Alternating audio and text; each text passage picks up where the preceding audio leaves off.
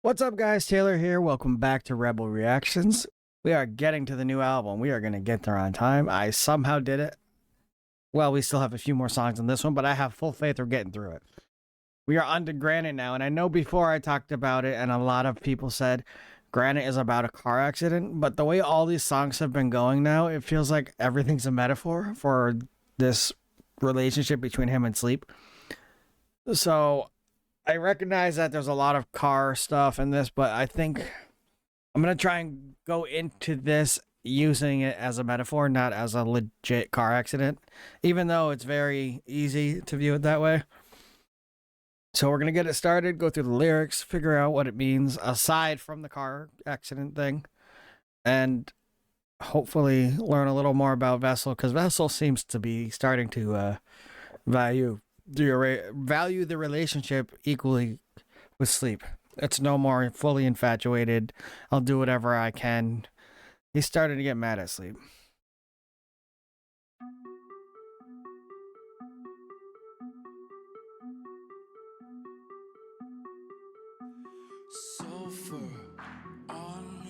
We've got the third god thingy.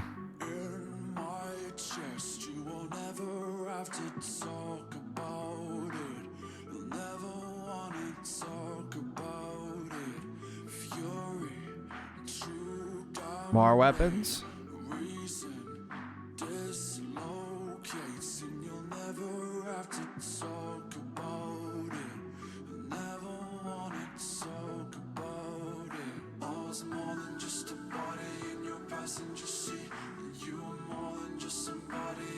Destined to me. I see you go half blind when you're looking at me, but I am between the second-hand smoke and the glass on the street. You gave me nothing whatsoever but a reason to leave. You say you want me, but you know I'm not what you need, but I am.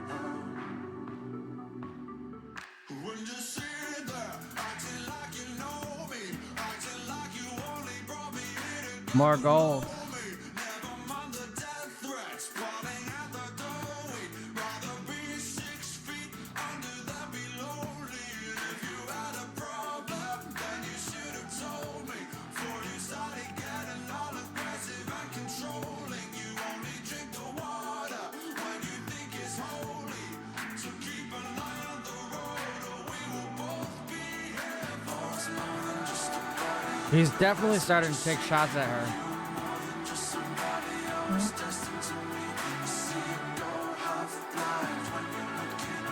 Like, Sleep had all the power in the past, and the power is kind of leveling out here.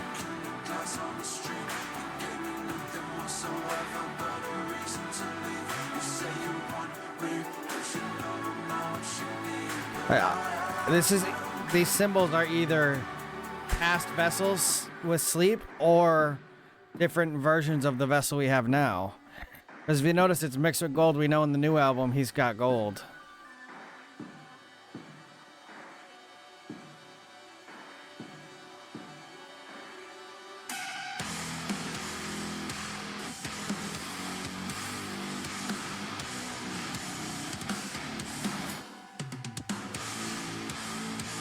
There's like black going all over him. Is he getting corrupted?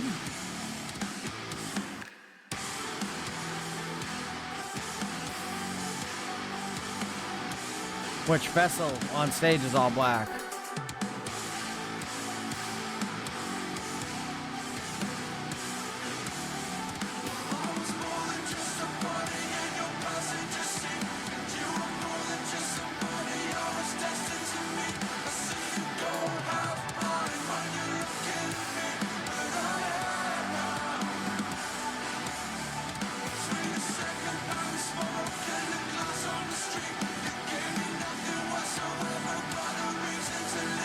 The gold is fading away.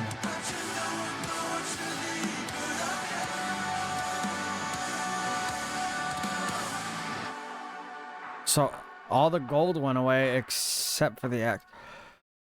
I'm really starting to think all these different symbols are different vessels. Her collection. That's all her collection.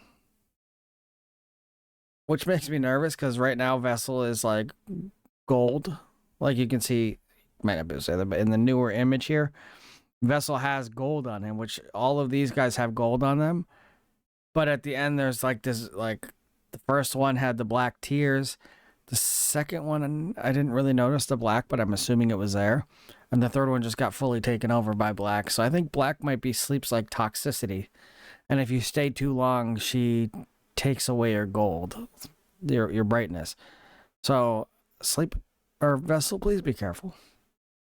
Be careful. Okay, let's pull up the lyrics. Once again, I'm going to avoid the car accident thing because this is. I actually don't think it's a car accident. I did for the whole time and all the other songs, but I think it's metaphors. Sulfur on your breath, granite in my chest. You won't ever have to talk about it. You'll never want to talk about it. So the sulfur on your breast. Oops. So the sulfur on your breath, granite in my chest. I think there's multiple meanings that both kind of go together. So when he says sulfur on your breath, sulfur has like a rotten egg kind of smell. So I don't know if he's saying when you talk, you're careful, like you're walking on eggshells. And granite in my chest, it's like after everything you did to me, I'm just stone-hearted. I don't feel as much. But also, scientifically, high concentrations of sulfur dissolve granite. So it could also mean what you're saying is slowly destroying my heart. It's slowly fading away the love I have for you.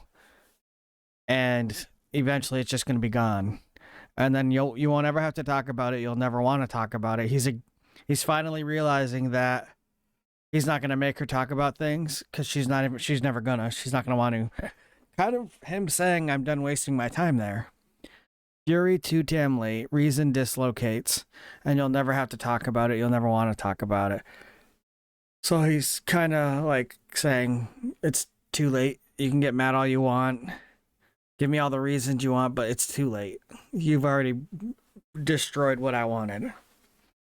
This is kind of like the part that leans into the car accident. We're going to try and get out of that. I was more than just a body in your passenger seat. You were more than just somebody I was destined to meet.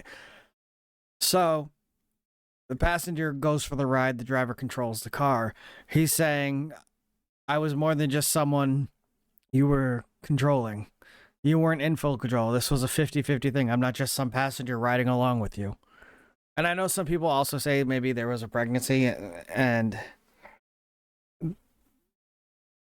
those two lines kind of lean into that, but the rest of the song, not really. So we're going to just push that one aside, and we're just strictly the relationship. I see you go half blind when you're looking at me, but I am. So if she's going half blind, that means he's brighter than her. Not mentally brighter than her, but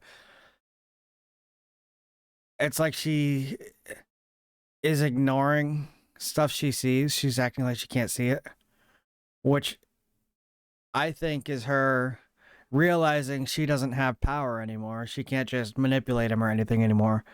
So it's hard for her to look at him because he's becoming a better person above what she is. And he's doing it without her, which is probably making her angry and scared that she's losing that control that she's always had. Between the secondhand smoke and the glass on the street, you gave me nothing whatsoever but a reason to leave. You say you want me, but you know I'm not what you need, but I am. So he's calling her a liar again. Or pretty much saying, you don't even believe what you're saying. She's saying she wants him, but she knows she doesn't need him. And he's kind of saying, you need me, you know you need me, but you're going to act like you don't need me because you don't want to give me that power. And the secondhand smoke and the glass on the street, I think he's saying between the stuff you're saying and the stuff you do, all the harm you do, it gave me a reason not to be here. You've given me reasons to walk away, yet I was still here. When you sit there acting like you know me, acting like you only brought me here to get below me. He's mad that she thinks she knows him, but she doesn't listen to him. So she's not going to know him. It's all fake. She's acting like she can say what he is, even though she has no basis. She's just kind of manipulating him and gaslighting him into thinking he's this type of person. Never mind the death threats, parting at the door. We'd rather be 6 feet under than be lonely. He's saying, forget about when you threaten to leave, you threaten to hurt yourself because we might split up. We both know we're going to stay together because we'd rather be dead than be by ourselves. So he's kind of realizing that they're stuck in this toxic relationship. They could easily both leave, but they won't because they'd rather have each other than have nobody. If you had a problem, then you should have told me before you started getting all aggressive and controlling. So he's saying you should have communicated. We needed to communicate. You never communicated. You just would snap and get mad at me and just try and control the situation. You wouldn't let me have any kind of control, even though we needed mutual control. You only drink the water when you think it's holy, so keep an eye on the road or we will both be here forever. So she's saying she only comes to him when it's good, when it's something that benefits her, when it's something that's good for her. And keep an eye on the road or we'll both be here forever. Kind of like focus on the path you're going down. If it doesn't involve me, if it's something you can't see yourself doing, leave. Don't stay. Otherwise, we're going to be stuck in this torment and disastrous relationship forever, and nobody will realize they should be leaving. So that was Granite. We worked our way around the car accident thing. We'll never actually know if it was a car accident or anything, unless he someday, after the band's done, comes out and like straightens out the lure and explains everything, but he's not going to do that.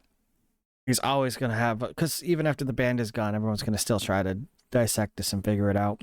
But that's my view on Granite, song number 3 off of Take Me Back to Eden. Let me know down in the comments what you guys think. If you really think it's a car accident, convince me. If not, what else do you think maybe I missed in this song, or things that maybe we didn't see eye to eye on in this one? You guys saw it differently.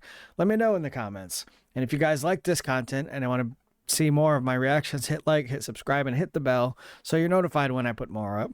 Follow me on Twitch. I go live Monday, Wednesday, Friday. Join the Lost Souls community on Discord. All that is down in the description. I'll see you guys in the next one. Peace out.